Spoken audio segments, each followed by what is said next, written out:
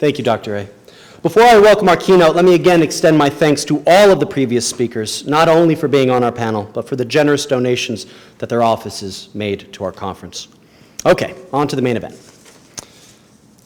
If I might help myself to a bit of a cliche, Jess Walter is Spokane and Eastern's greatest son. He has earned international praise for his 5 novels, including The Financial Lives of the Poets, Time Magazine's #2 book of 2009, The Zero, a 2006 National Book Award finalist, and Citizen Vince, winner of the 2005 Edgar Allan Poe Award for the best novel. Mr. Walter's nonfiction work is equally impressive, especially his 1996 account of the Ruby Ridge standoff titled Every Knee Shall Bow, which was a finalist for the Penn Center West Literary Nonfiction Award and was re-released in 2002 under the title Ruby Ridge. In spite of his well-earned praise, Jess lives an unassuming life with his family in his hometown of Spokane, where he's a fixture at the downtown Rocket Coffee Shop. If you get there at 8 in the morning, you can often find him doing the crossword puzzle. He is so approachable that he immediately agreed to a coffee shop meeting with a lowly philosophy professor, whose only published book is currently the 537,402nd most popular book on Amazon. It's not that funny. He eagerly agreed to be on our panel, saying something to the effect that he always found philosophers to be fascinating subjects. So everybody, act interesting, and maybe we'll all be in his next novel. Please help me welcome our honored guest, Mr. Jess Walter.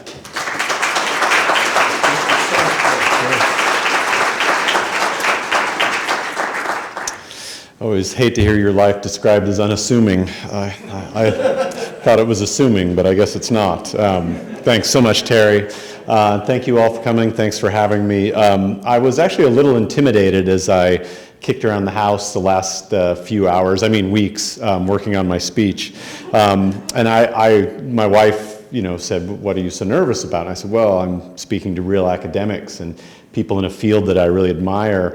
I'm going to feel sort of like an intellectual fraud." And she said, "I think you're really overthinking it." And I said, "It's a philosophy conference. I think that's sort of the point."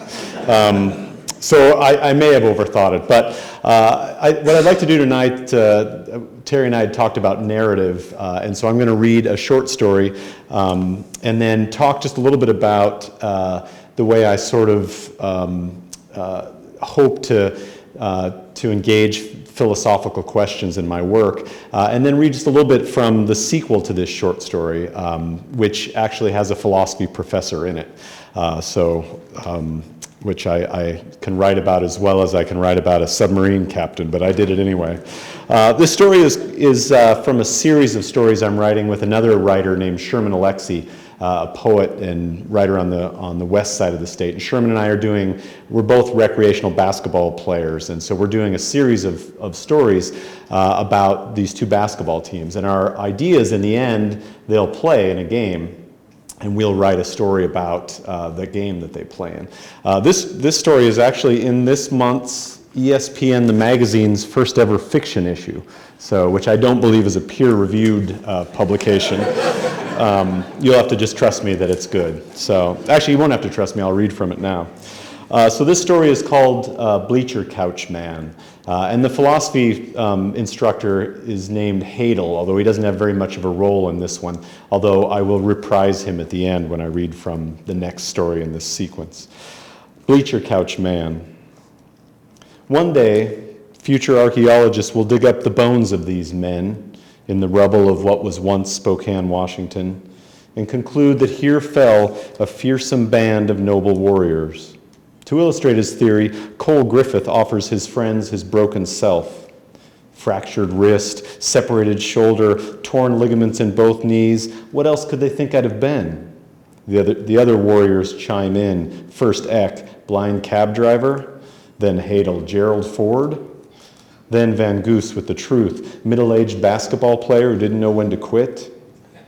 But Cole with a revelation is a puppy with a shoe.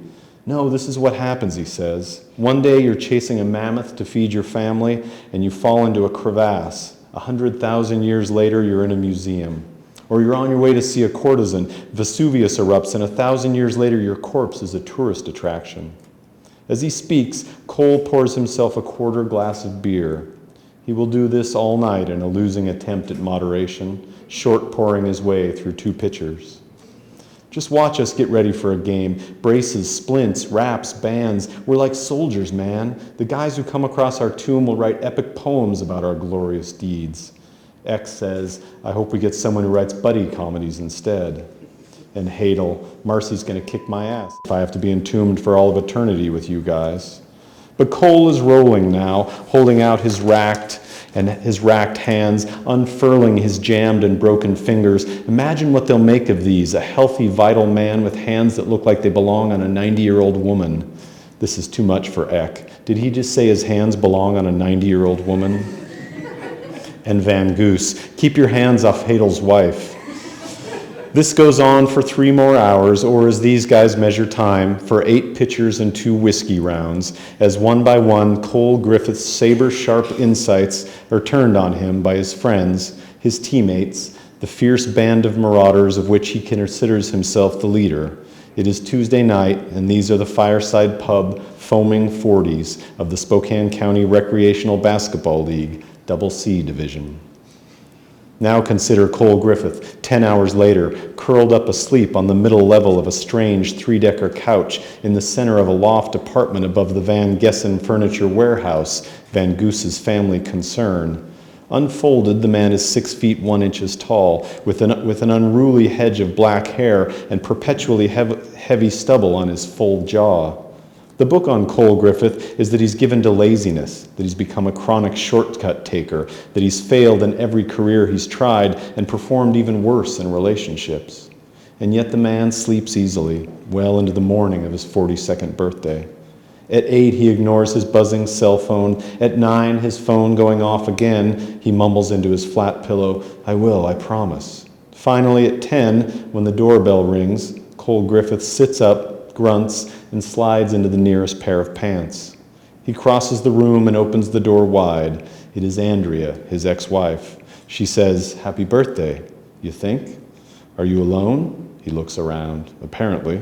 She comes in. The girls asked if I'd make you dinner on Friday. I tried calling. Cole looks around for 10, she says, then a.m. Then, I wanted to catch you before you made plans, so will you come over? Yeah, sure, thanks. Andrea is a personal banker. Today she exudes business hot in a short brown skirt and leather boots with spiky heels. Cole crunches the numbers. The outfit is precisely 12% hotter than he wishes it to be. After 5 years of divorce, he and Andrea have finally found a level of communication that eluded them during 11 tough years of marriage.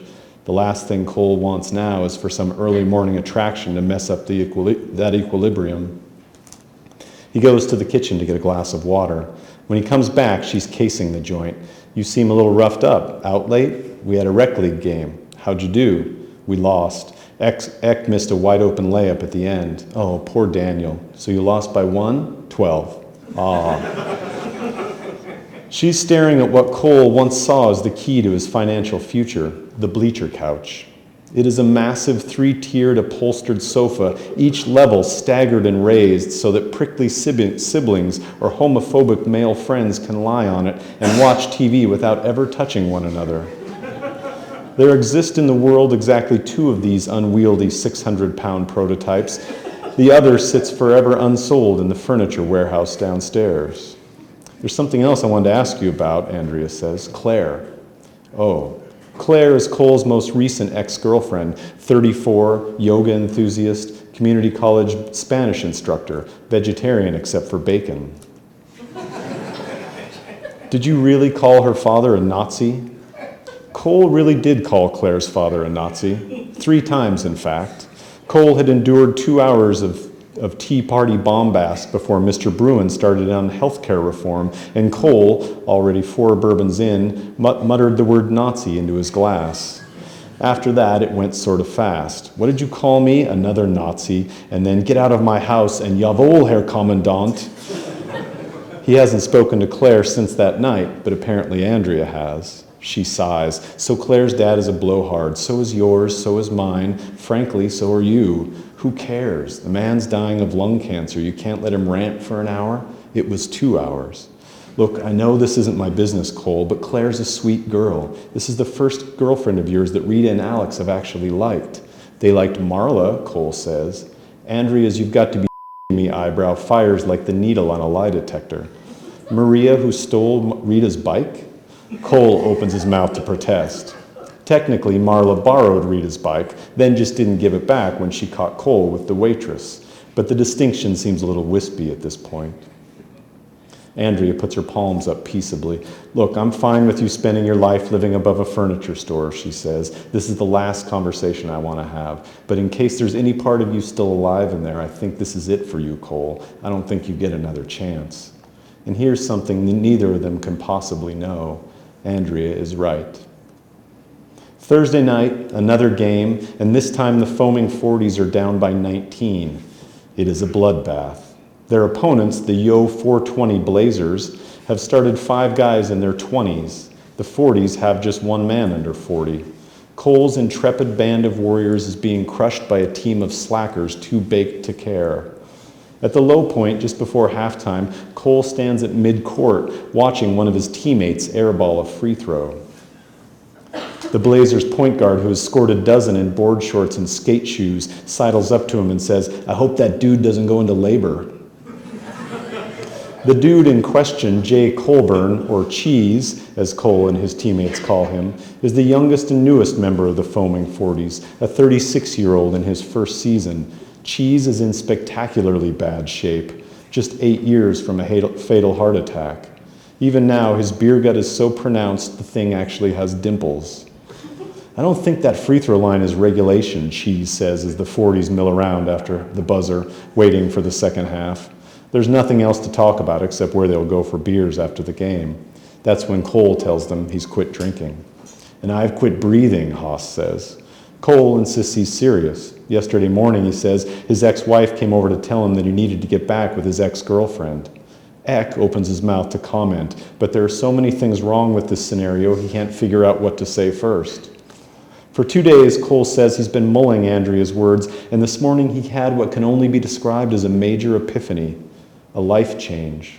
What if future archaeologists aren't fooled by his stupid rec league basketball injuries? What if they see his moldering bones for what they truly are, the remains of a divorced loser who lived and died above his friend's furniture warehouse, eating microwave refried beans from a can? Says Cheese, with Fritos, right? But Cole won't be distracted. From this moment on, he's decided to be a better father, a better man. He's going to clean his apartment and look for a real job, and he's going to follow Andrea's advice and apologize for calling Mr. Bruin a Nazi. X says, you should totally invite him over and make Wiener Schnitzel and sauerkraut. No, Cole says, I'm really going to apologize. I mean, look at me. I'm a 42-year-old unemployed divorced father of 2. I sleep on a bleacher couch, and the only thing other than my daughters that I care about is this. And Cole points to the scoreboard, Falcons 35, Visitors 16. I'm ready to start living again, Cole says. It is quiet for a few seconds, a moment of evolutionary transcendence, fish flopping on beaches, apes rising onto 2 legs, emotionally retarded men reflecting. Eck can't look away from the scoreboard. 8 seconds tick off. Hey, he says finally, we should totally change our name to the Visitors, or Guests, or Forfeit. But this muscle memory irreverence hides a truth. Cole's conversion has caused some kind of change to come over all of them. Scientists have long theorized that human socialization patterns can distort the normal time of evolutionary change. Millennia of adaptation can occur in seconds. As one, these men are ready now to live, to grow. And they begin directly in the second half by fighting back against the Yo 420 Blazers. Eck and Cheese are earth movers in the post, using their bulk to push skinny weed smokers aside for offensive rebounds. Cole swings the baseline like a metronome, hitting 3-pointers from both corners. When a loose ball rolls in front of him, Van Goose actually dives on it, the first time anything other than his has hit the floor in a year. For 10 minutes, the 40s are their young selves again, and they claw to within 5. But the Blazers do not take the 40s resurrection well. They push, fight, complain. One of the kids, who's forgotten his jersey and magic markered a 9 on his bare chest, has drawn the suddenly unenviable assignment of guarding Cole. He keeps running into screens set by men 60 pounds overweight. With 4 minutes left in the game, skinny number 9 is chasing Cole around when Cheese steps in front of him. The effect is like a door slamming on a blue jay. Everyone stops. Number 9 lays prone, all the latent dope smoke and microscopic Dorito particles knocked clean out of him. Then the Blazer skate punk point guard pushes Cheese, curses him out, and spins to yell at the ref, a Bengali exchange student augmenting his Taco Bell salary by officiating this game, only the 6th one he has ever seen in his entire life. And then, as so often happens when fragile male identity is at stake, war breaks out. Eck gets in the face of a young man still on his childhood dose of Ritalin. Haas has hold of some white boy dreads. Someone yells, "Fat ass grandpa." Someone says, "Patchouli-smelling piece of crap." Someone else says, "You want to go?" Future archaeologists weep. Hope for humanity dies in the middle school gymnasium. If 10 well-fed men gathered to play a friendly game can't get along, what hope can there possibly be in Gaza, Kandahar, the Sudan? But then, here comes Cole Griffith, changed man, into a world teetering on ruin. He moves from scuffle to scuffle, pleading, pulling teammates away, soothing pissed-off potheads. In the last foaming 40s brawl 8 years ago, Cole broke someone's nose, wrestled with some guy's girlfriend, and ended up chasing the referee to his car. Now the man is practically Gandhi in baggy shorts. "Don't do this," he shouts. "Chill, everybody chill." And the peacemaker is somehow on the verge of pulling off this miracle when skinny, shirtless number 9, his hydroponic wind finally back, leaps to his feet and heaves an epic punch toward Cheese, a roundhouse that Cole senses but cannot stop, his old woman hands rising too slowly as he slides between his teammate and number 9 and takes the full force of the blow to his own mouth. Future archaeologists hold their breath. Both teams go quiet, waiting, already a little changed by what they've witnessed. A man took a punch for his friend. This is not an everyday occurrence. On the gym floor, humanity bleeds. Then Cole Griffith stands, blood pulsing from the wound on his face. "It's okay," he says. "Everybody's fine. Just stay calm." All around Cole, angry men become the angels of their better nature. Both teams offer to forfeit the game. They practically devolve into another fight, offering to drive Cole to the emergency room.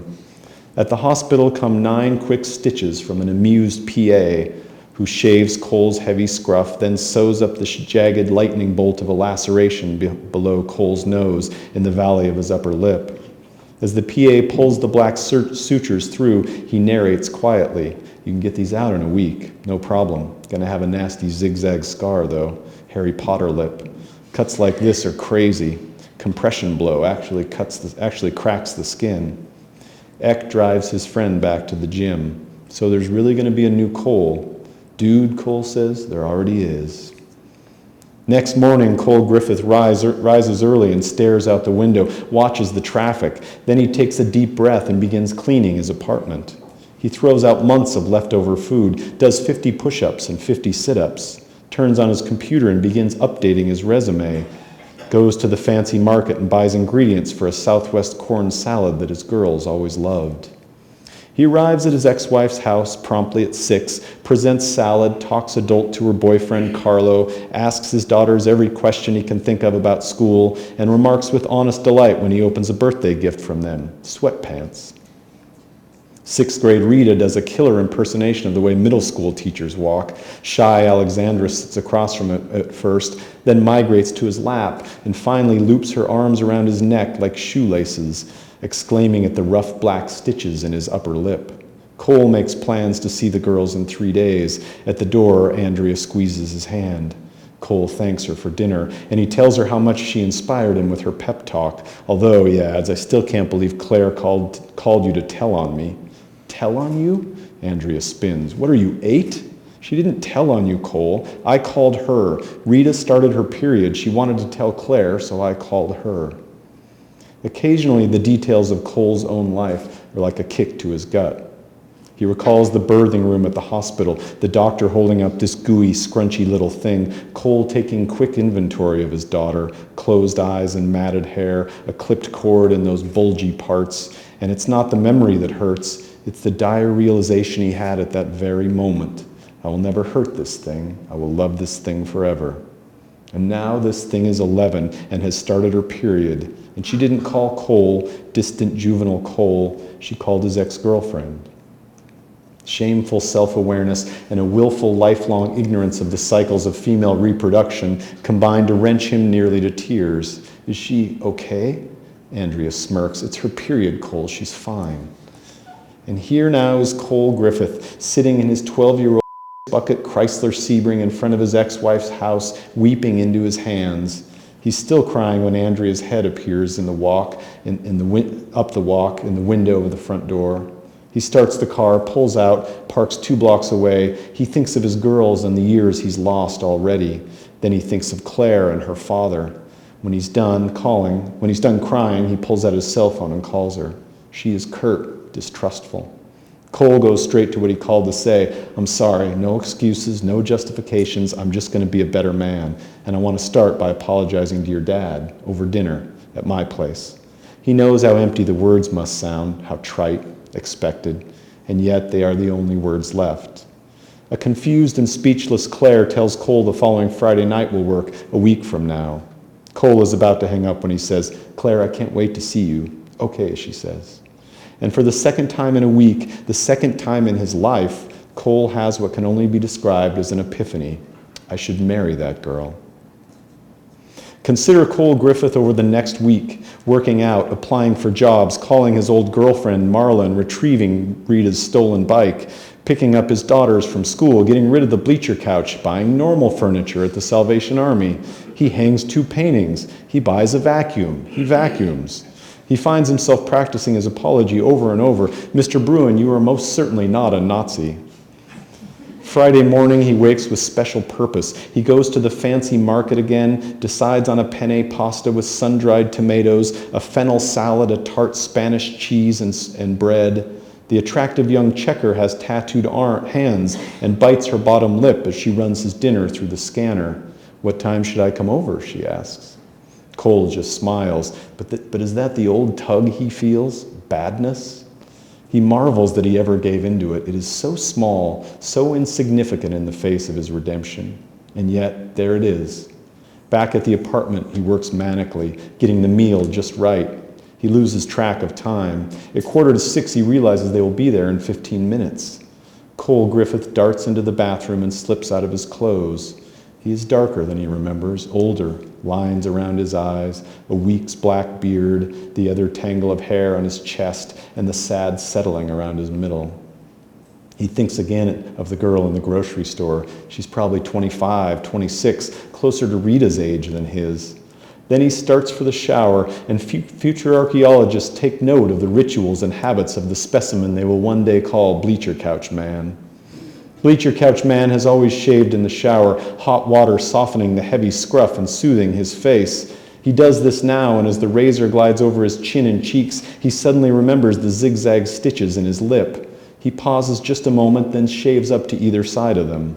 Of course, in the grand scheme of things, this in itself doesn't change anything, not really. He jumps out of the shower, his breathing heavy. Did he know what he was doing all along? Was some kind of dark preservation guiding his right hand? He wipes the fog from the mirror and the shaving cream from his face.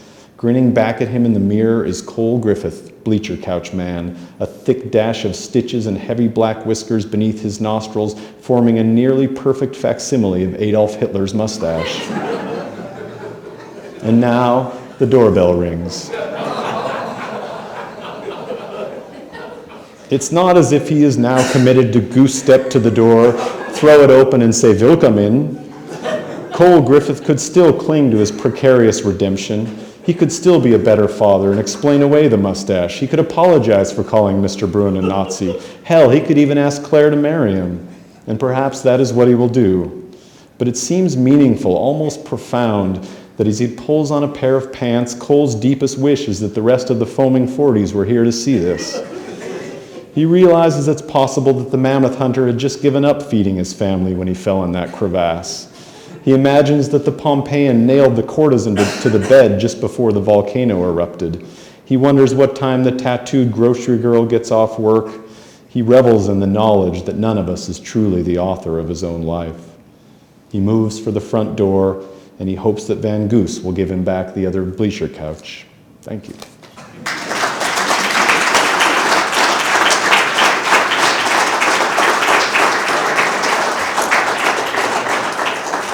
So that is pretty much what I do for a living.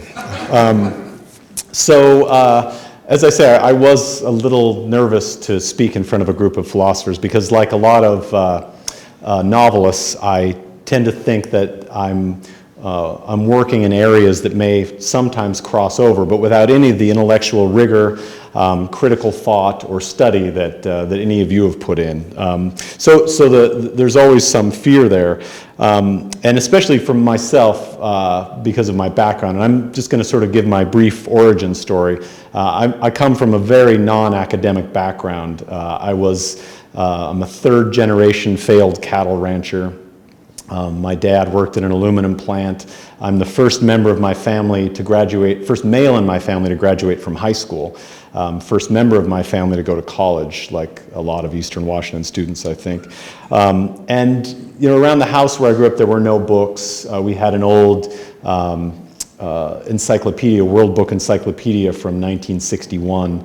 But otherwise, I didn't have a whole lot of role models. I loved to read. It was all that I cared about from the time that I was little. But I had to sort of make it up as I went along because there weren't a whole lot of places in my family that I could look. So much, in fact, so that when my first book was published, I went to a family reunion, and it was a fairly formal event. So we were all in our best cutoffs, and I happened to see my cousin Len across the room, and Len had a drink in each hand, and I thought, oh, good, he's going to bring me a drink. And then I noticed he was drinking from both of the drinks in his hand. And I was feeling pretty proud of myself having published a book, and Len comes walking up to me, and I remember he had a T-shirt on that said 0 to stoned in 2.4 seconds. And he said, hey, man, congratulations. And I said, thanks, Len. And he said, yeah, I didn't know we had and I could see him straining to come up with the word, and I said, author? And he said, no, a book writer in the family. So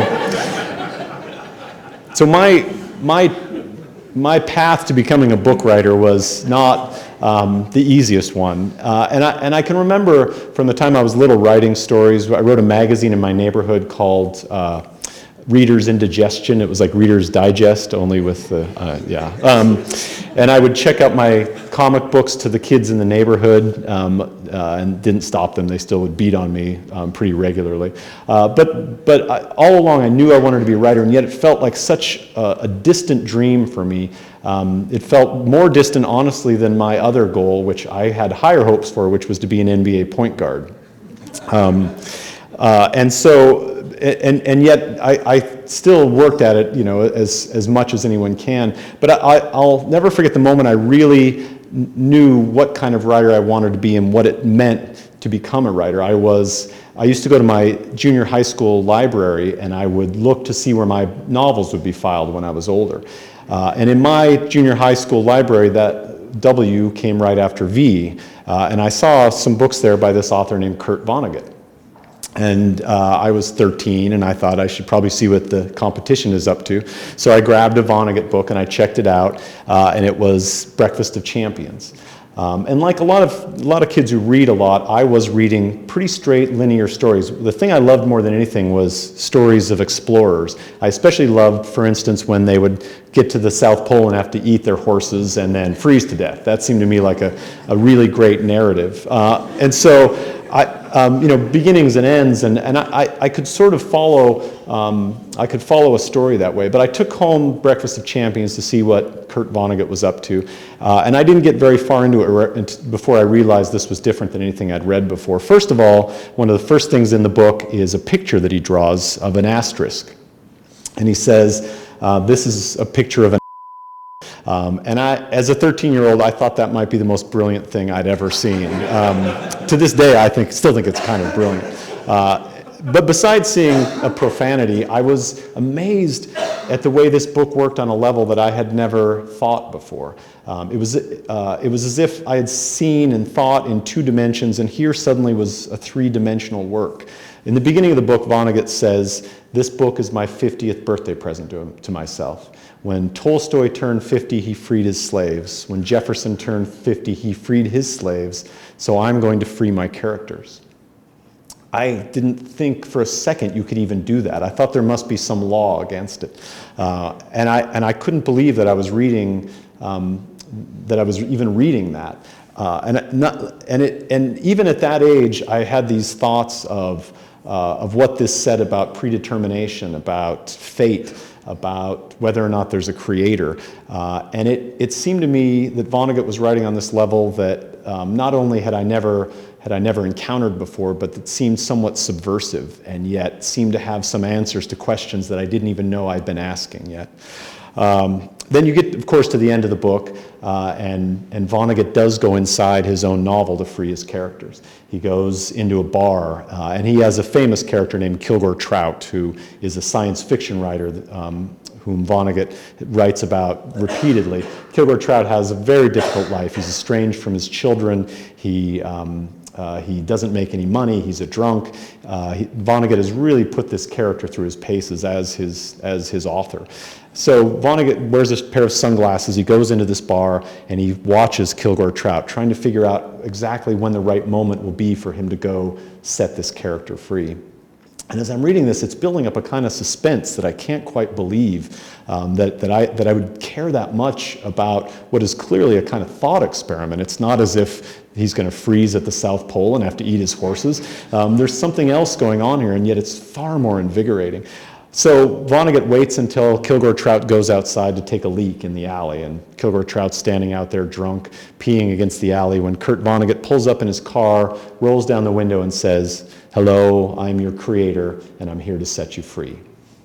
Now, as any of us would do when our creator pulls up in a late model Chevy and rolls the window down and says that he's our creator and he's going to set us free, Kilgore Trout doesn't quite believe him. And so Vonnegut has to prove it to him. And so he snaps his fingers, and Kilgore Trout is in Egypt standing next to the Sphinx. He snaps his fingers again, and Kilgore Trout is in old London on a dark street. And he snaps his fingers again, and he's back in the alley.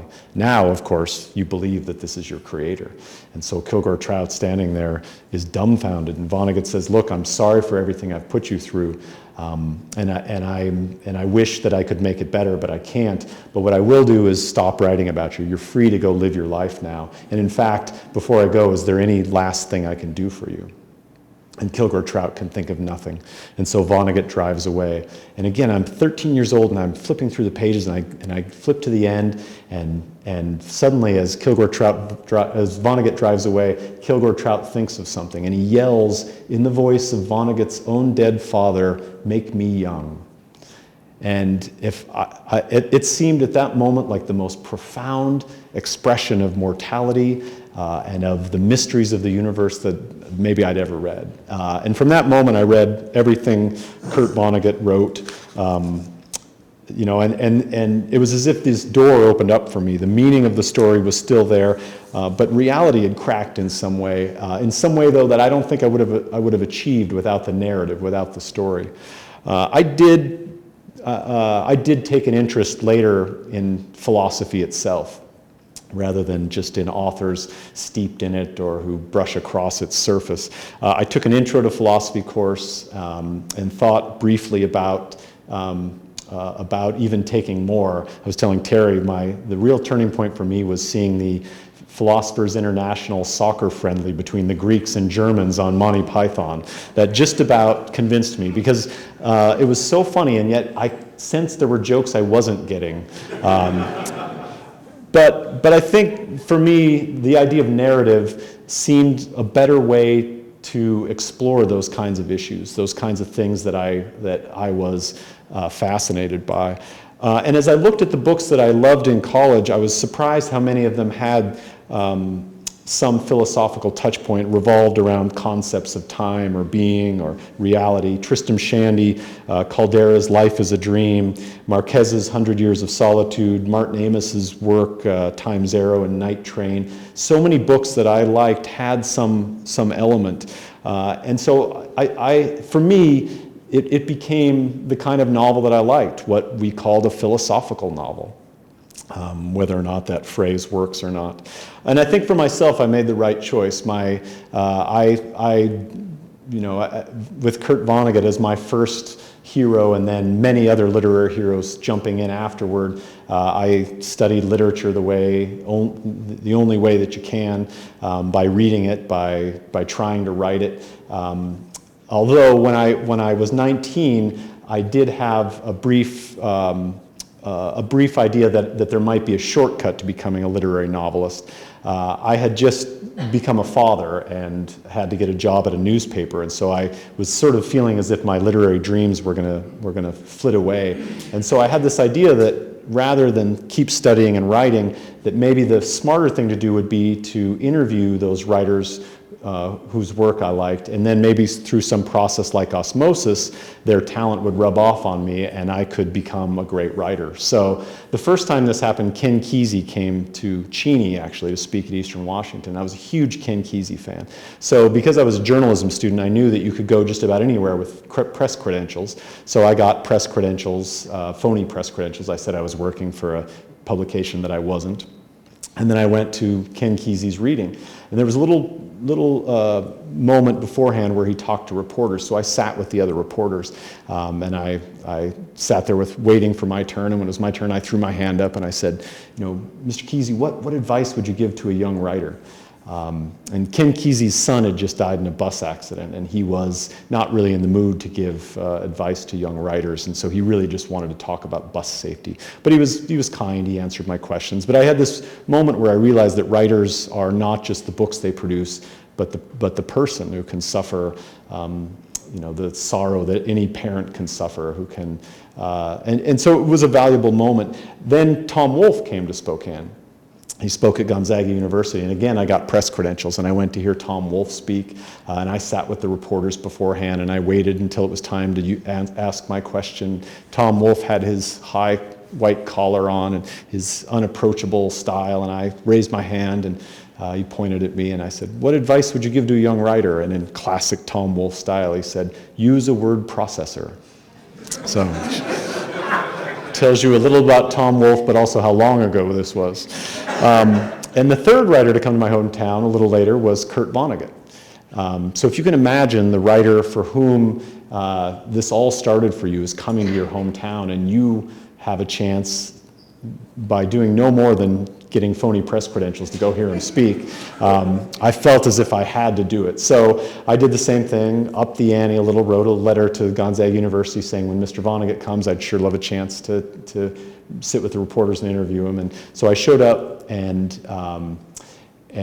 they put us in a little room, and it was just me and Kurt Vonnegut. No other reporters had asked to speak to him. And so there I am, sitting across from my hero. He sits down. He'd just come in from the airport, driven by this kid in ROTC driving a Plymouth Fury, Vonnegut leaning out the window, smoking his Pall Malls. And I'd followed them and seen them pull up, so I'd seen him all the way from the airport. We sit across from each other, and I'm sitting there with Kurt Vonnegut, and I say, it's sure an honor to meet you, and I guess my first question is, if you were going to give advice to a young writer, and all of a sudden my voice starts to go, maybe someone who hasn't had all the advantages I've had, my voice just trails off.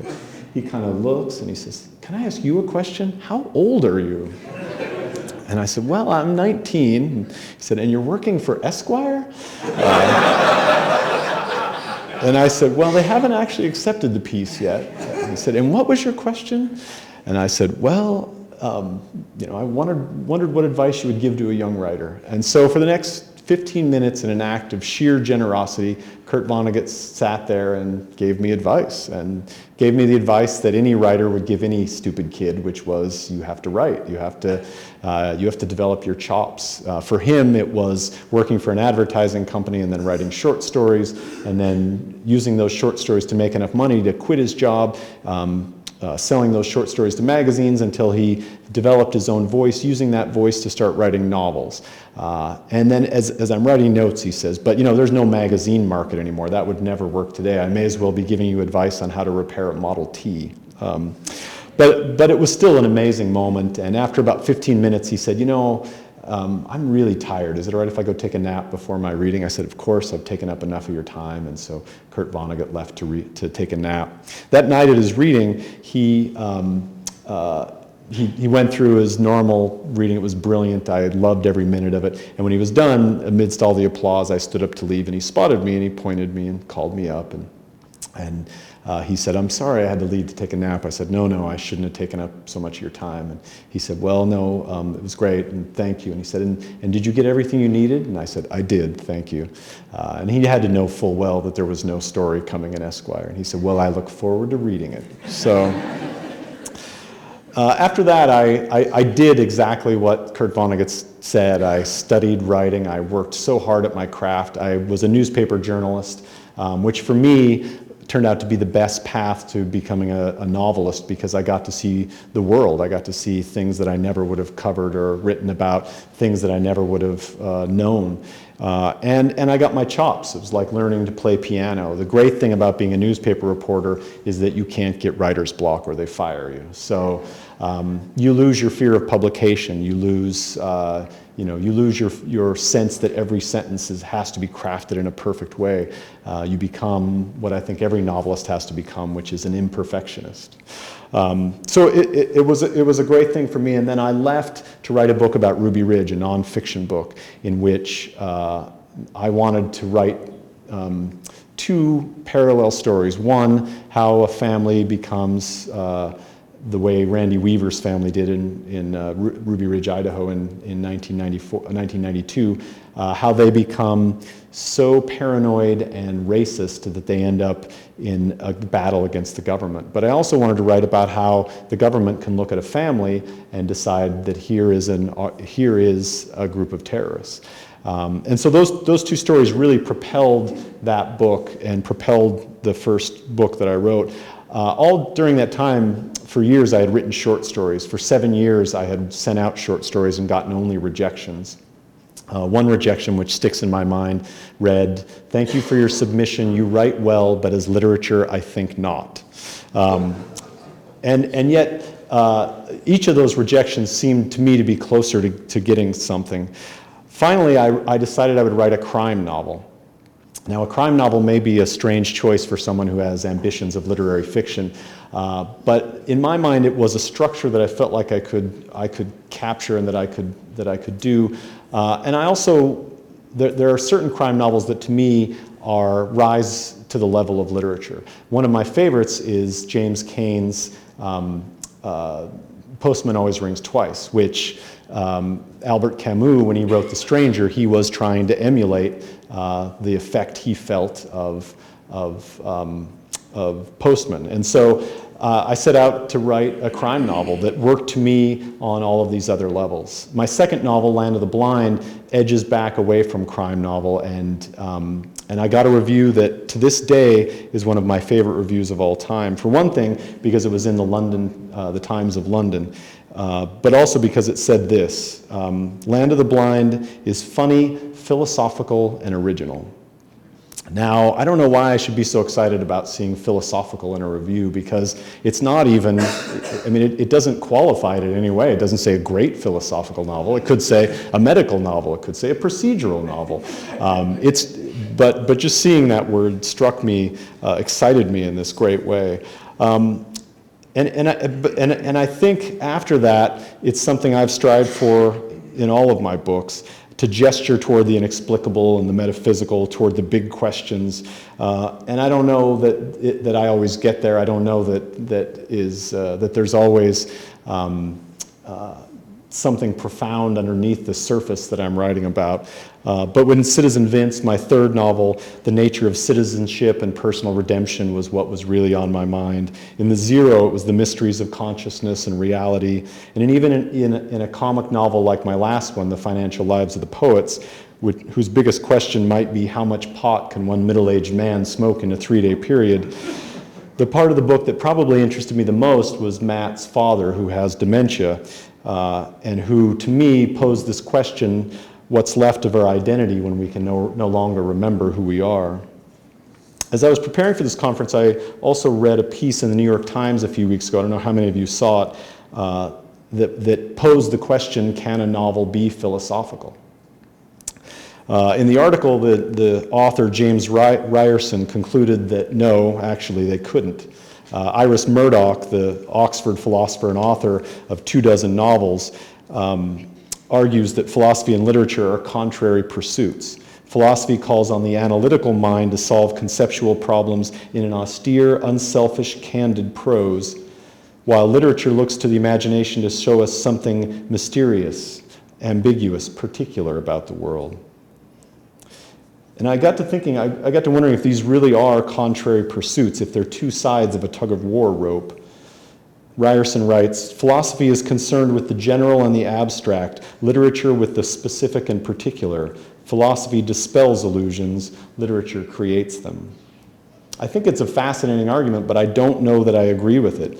As much as Plato wanted to ban dramatists from his utopia, he also wrote with a novelist's flair and grace and an understanding of metaphor and narrative that I think any novelist would kill for. And for me, as I thought about it, the writer who I think most successfully approaches the philosophical is probably Milan Kundera. The Unbearable Lightness of Being, I think, is a brilliant novel, and I know for a fact I never would have been able to relate to Nietzsche's concept of eternal recurrence, the idea that events are occurring in the universe over and over, and that if something happens only once, it has no weight, no meaning, without the narrative of Kundera's rebuttal, the lightness of his character's being. In The Art of the Novel, Kundera said that his own novels are neither philosophical nor psychological, but temporal, concerned most of all with trying to capture the nature of being within a single moment. There would seem to be nothing more obvious, more tangible and palpable than the present moment, he wrote, and yet it eludes us completely. All the sadness of fact, all the sadness of life lies in that fact. He also says that writing a novel is a rigged game, that the novelist can only fail. The quest for self has always ended, he wrote, and will always end in paradoxical dissatisfaction. I don't say defeat, for the novel cannot breach the limits of its own possibilities, and bringing those limits to light is already an immense discovery, an immense triumph of cognition.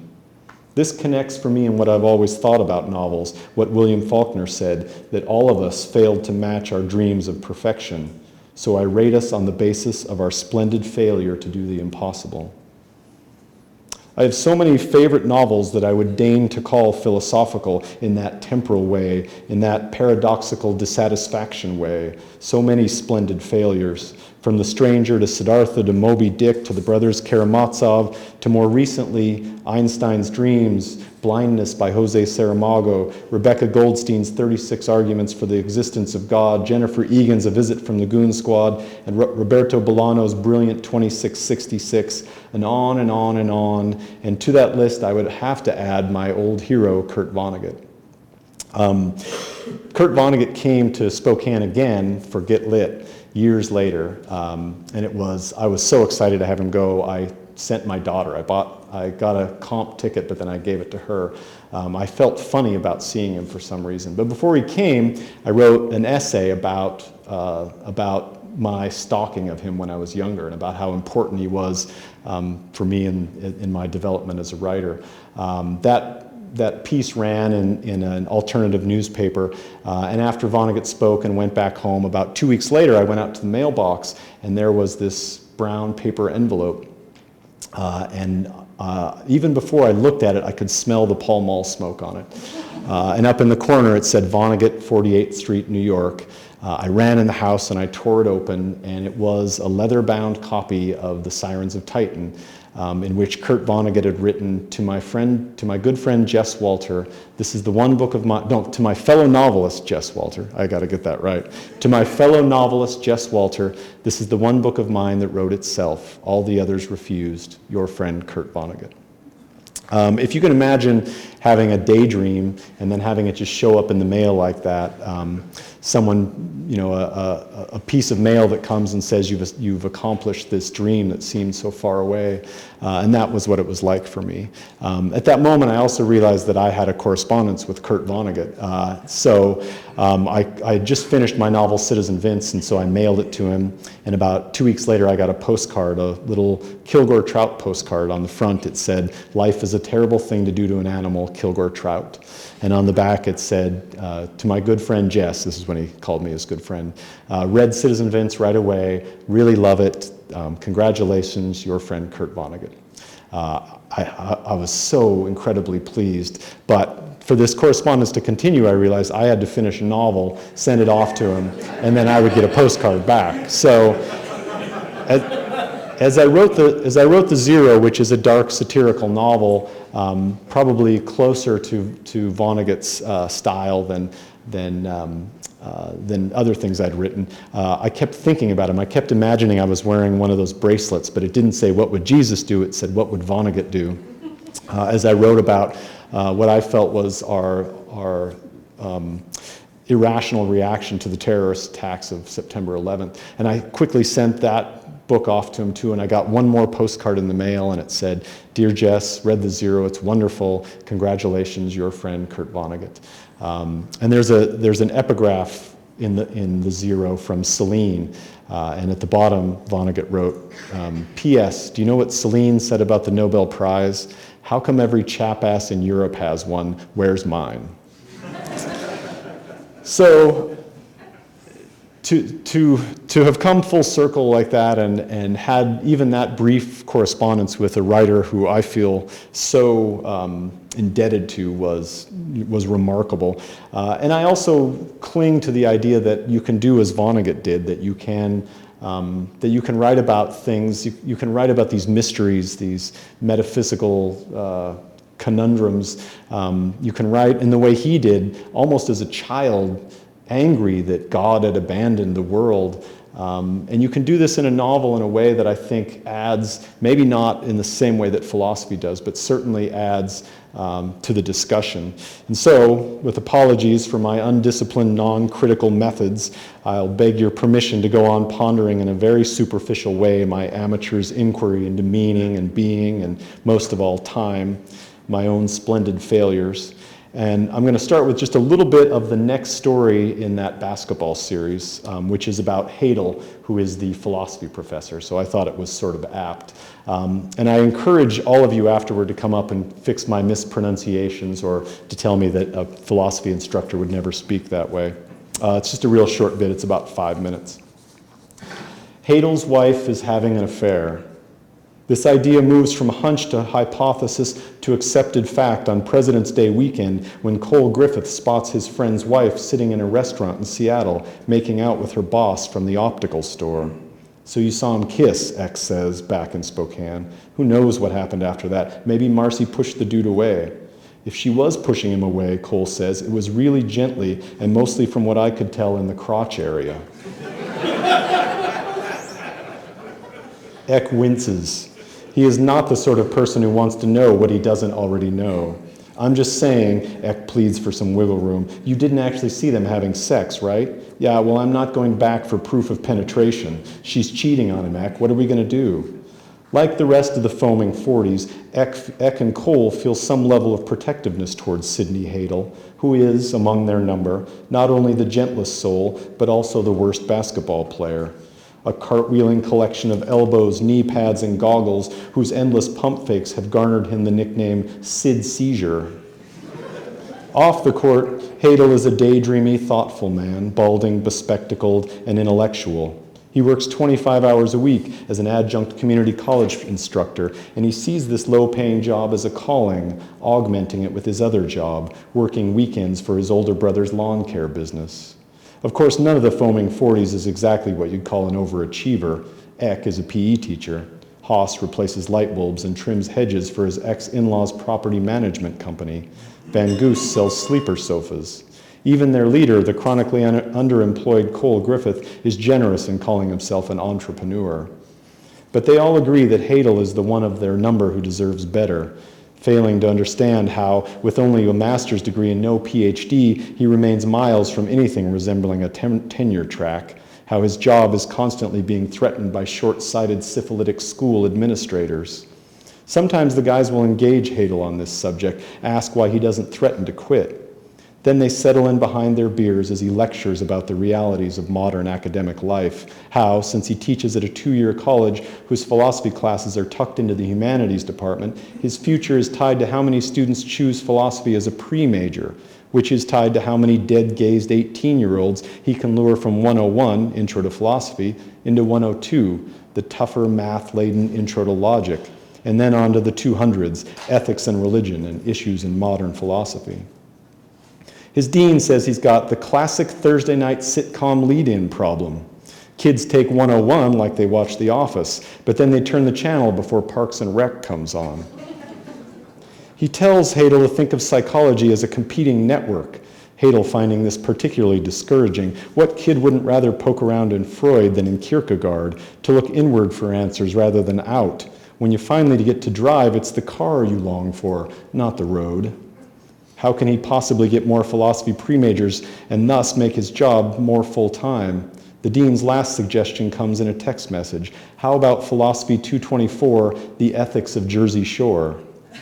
Hell, I'd take that class, Van Goos says, depressing Hadel even more.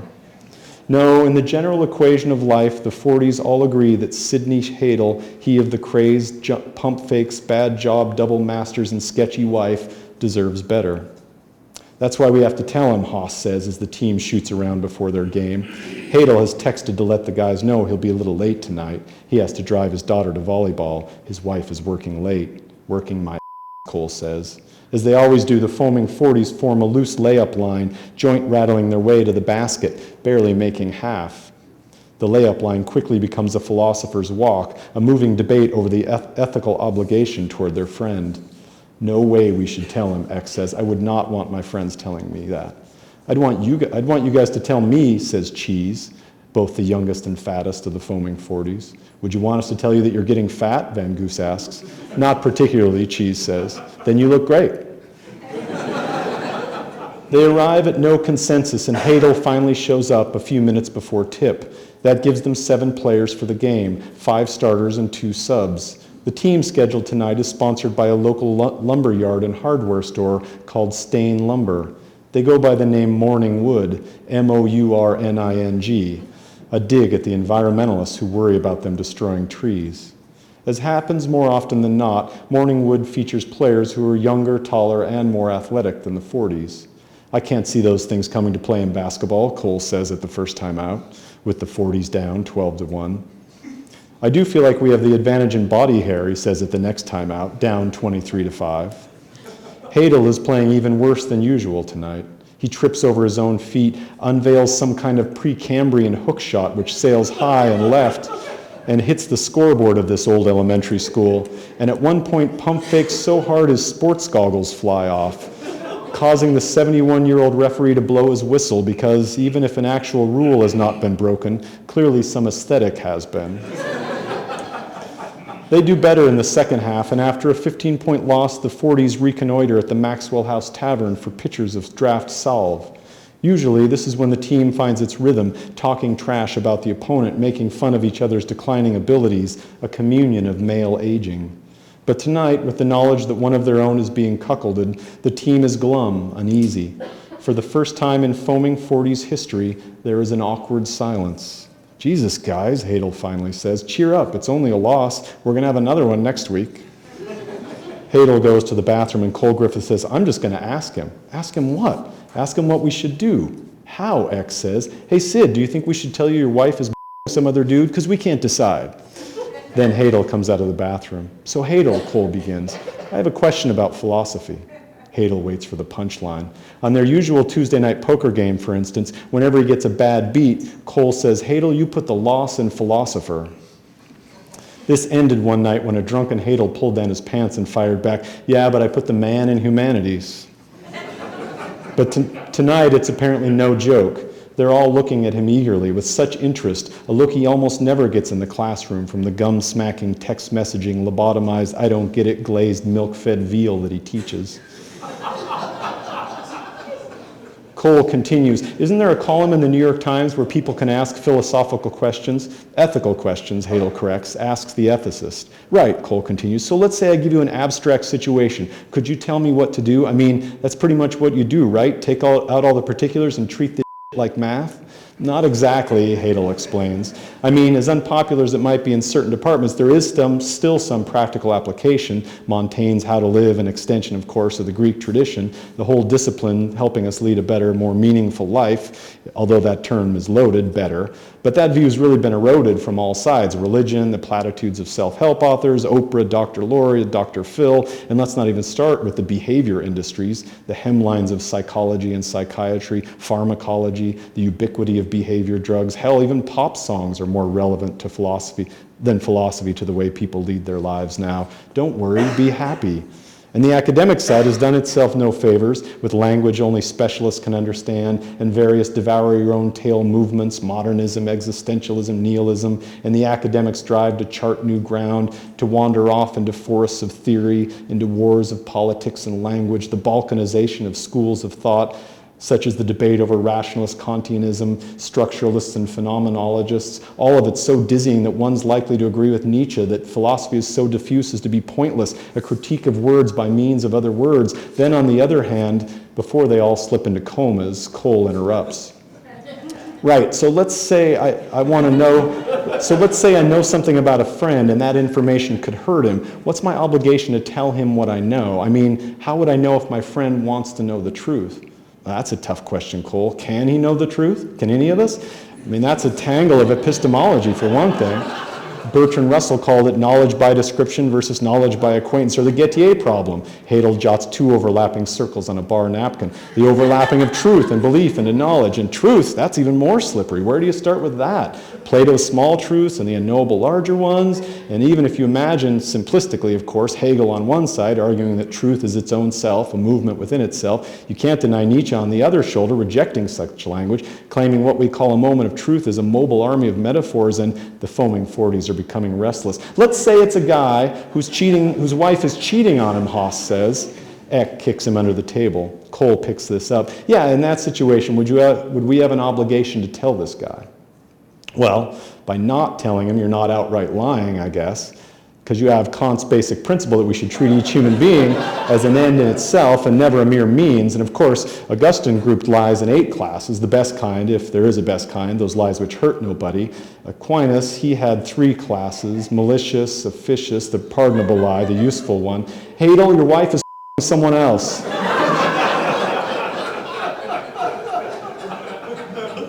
Van Goos has said this. All the others look at him.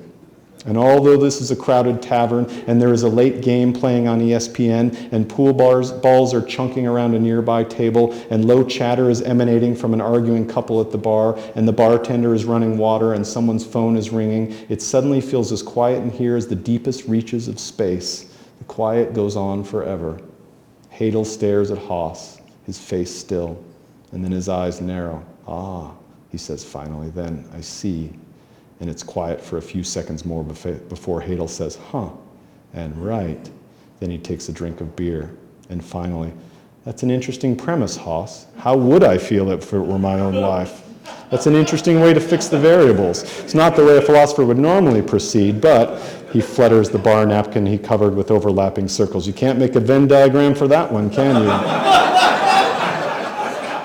He laughs uneasily, chooses his words carefully, drinks his beer. Well, I mean, without knowing all the information in that particular hypothesis, I suppose I would choose, he clears his throat, not to know.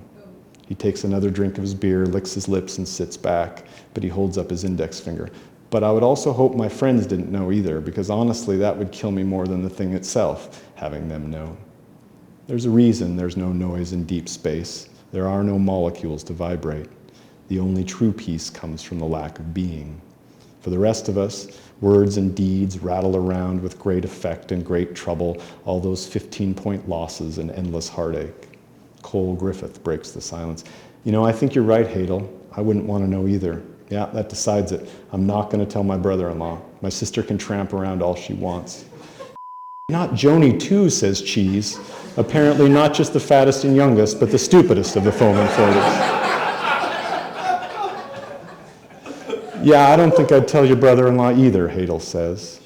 And they all chime in unanimously, yeah, let him find out on his own, and maybe it's not even true, and it's none of our business, and on they go, wave after wave of plastic foamy pitcher coming and going as they make fun of the center of the other team, whose man breasts were Pamela Anderson-like in their round firmness, and each other, Cheese's awkward free throw style, Cole's lame attempt to dive for a ball, next you'll be taking a charge, each of them intuitively knowing that tonight there will be no mention of Hadel's ungainly hook shot, and this goes on for 3 hours as the pitchers come and they go, and the foaming 40s laugh and stand in a cluster of warm breath in the parking lot, and finally Hadel drives home thinking maybe Van Goose is right, maybe a class on the ethics of reality television wouldn't be the worst thing.